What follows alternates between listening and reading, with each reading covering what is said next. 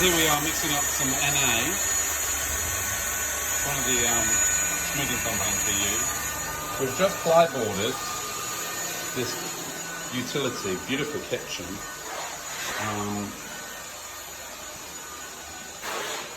And here you can see one of our guys putting down a bucket we prepared earlier. We like to, when you've got an area that's got a lot of sunlight coming through, we like to apply and screed the subfloor rather than just skim the joint. You can, when laying Karndean, just skim the joints, but we think that screeding it gives it actually a better finish. Very important, I'll show you a little secret here. Have a look at that. We use SP101 ply. Now, a lot of people will say ply is ply. I can confirm it's not. SP101 is a proper flooring grade ply. Unfortunately, ply has become very, very cheap, so the quality dropped.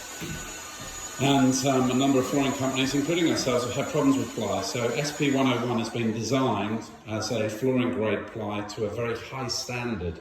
And touch wood, since we have used this product for the last 4 years now, I think it is, nearly 5, we haven't had issues, and it's really is a very good ply. The downside, it's more expensive than the ply you can buy from DIY or builders merchants, but it is far superior.